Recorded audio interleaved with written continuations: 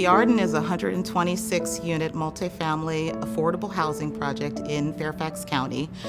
It's located less than a block away from the Huntington Metro, so therefore it's transit-oriented. It serves 279 socially diverse households and participants in our wraparound services and programs that we provide for all Wesley Housing residents. Everyone needs to participate in our society and in our communities, and everyone needs to be provided the same opportunities regardless of zip code or where they are in life. There's one word that comes to mind for me, and I think about it daily in our offices at the Arden, and it's the word Sawubona.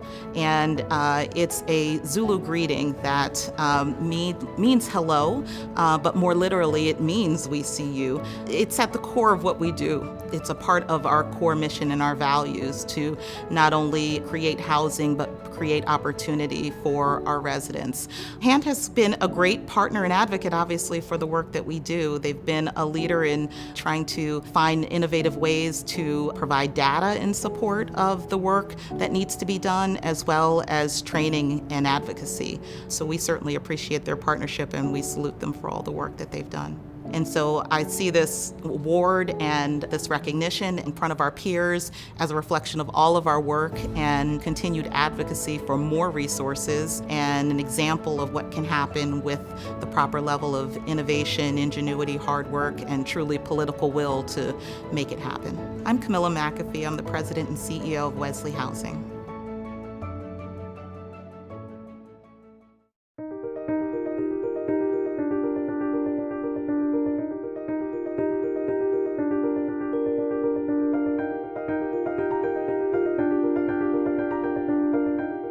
Well, the Rosen provides 87 units of housing for families located in the Petworth neighborhood of Washington, D.C.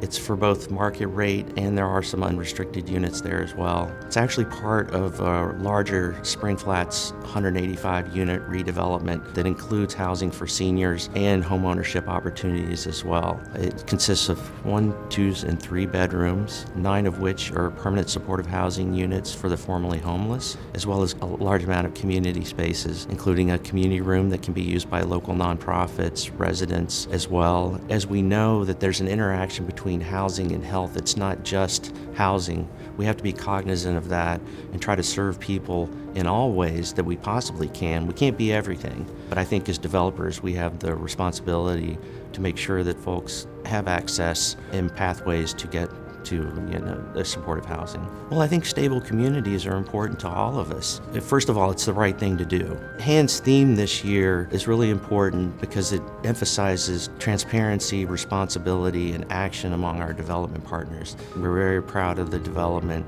It's just important to us to know that something that we've done and continue to do is recognized by not just HAND, but hopefully by our partners in the community that work with us. Now more than ever, it's important for us to be creating safe, decent, affordable housing in our communities.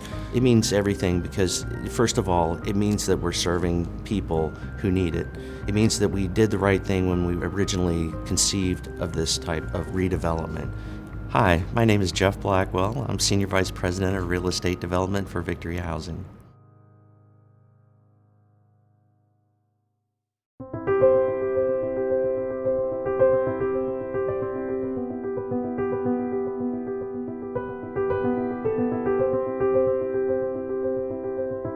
As a community-based organization, we really see housing as a platform to community revitalization. We want our families not just to live in attractive, well-maintained housing, but also to live in neighborhoods that have good schools, that have access to retail, to services. It's very important, and we think that housing is the stepping stone to neighborhood revitalization. People's housing is a basic right. People need to have stable housing. And people come into our doors every day that do not have housing security, that are facing really escalating rent increases. Maybe they're facing foreclosure or eviction. And we're there to help those people and to make sure that they can achieve some type of housing stability. We recently celebrated our 100th HIP home, and at the celebration we had a number of families come who had bought HIP homes from us in the past. Including in that group was a family that had bought their house 24 years ago in Hyattsville. and they raised their family there. They sent their kids to college. Wealth creation is a very important goal for us and for the families that we serve. Most of our home buyers are people of color. They are first-time home buyers. They probably don't have an experience having grown up in a home that their parents owned. So this is their opportunity to finally build some wealth and some stability for themselves, for their children, and to pass down that wealth to their children. As a community-based organization, we really have to be accountable to the people that we serve. That is a primary focus of HIP. It is one of our core values to respect the people who walk in our door and make sure that we give them what they need, that they do not leave us until we find some kind of an answer for them. HAND has been such a great outlet for us. We often feel that our single-family work is overlooked because it's scattered site. It doesn't have the same impact that a large multifamily building might have. So I think that people don't acknowledge it. So being acknowledged for this work really means a lot to us. Hi, I'm Mary Ann Dillon. I'm the Executive Director of Housing Initiative Partnership, also known as HIP.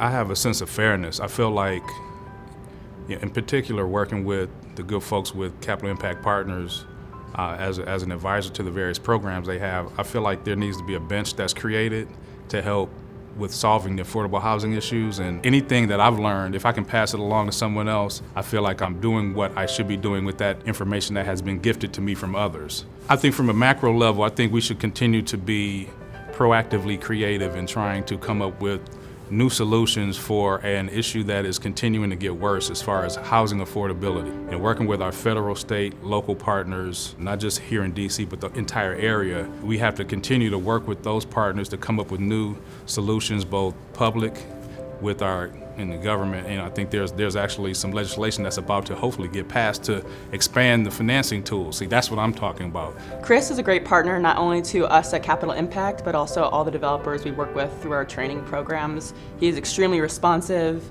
and you can just tell how dedicated he is to this work and to furthering the success of the next generation of developers here in the DC region. For developers of color in general, I think it's important for them to see representation, right? Like when it comes to our mentors and advisors, we really want to make sure that they see themselves as well. And so I think for Chris to really be someone who is accessible is really important to them and someone that understands the work. To be able to, for my daily job, help others who don't have some of the things that I have access to from a housing perspective and other perspectives. You know, maybe I'm just a little weird, but that's what gets me up every day. That's my hot button item that I really focus on. It helps me stay motivated every day. I'm Christopher Early, Vice President of Development with Michaels Development, and I'm the winner of the HAND Racial Equity in Action Award.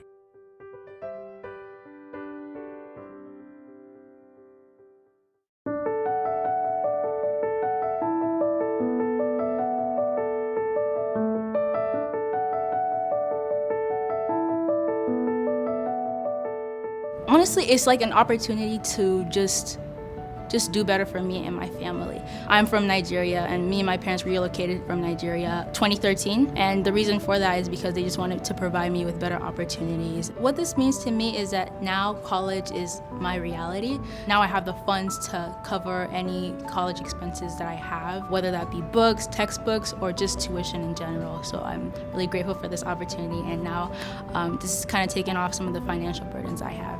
Two big strengths of mine is that I'm a good listener and I'm very self-motivated. I feel like it's really important to kind of listen to what people have to say. I think first of all, it's just being respectful. And then second of all, I think it really helps to like build a bond with the person you're talking to and kind of just form a connection. And then I'm very self-motivated as well because I'm always trying to make goals for myself because I really like to achieve a club that I run. A lot of the underclassmen really I don't know, I'm pretty sure they kind of look up to me and they see me as like a friend because I'm very I'm very approachable, and I always listen to whatever they have to say, and they think of me as their friend, and they're always ready to talk to me about anything, share their ideas and stuff like that. I'm very grateful because I know what it's like to be in a situation where you may not always have the money to do stuff. So being granted this opportunity, it just makes me so happy, and I really want to make my parents proud. But it's not just for them, it's for me as well.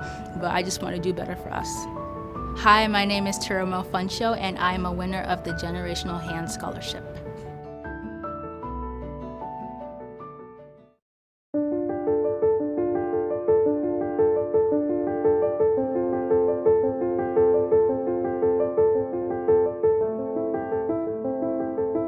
We come from like a low income household, so opportunities like this weren't always like available or may seem like impossible. This scholarship means that we have like a chance to change the narrative that young black men also have opportunities out there, and as long as you step your foot out there, you can like obtain.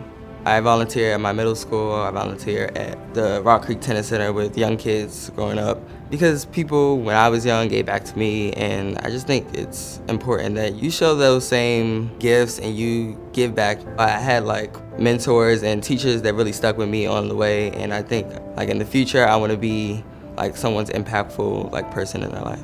It's changing how I view myself. I know people around me see that I can be that leader for someone, and just because where you come from and your financial situation doesn't shift like your future and your goals that you should reach for.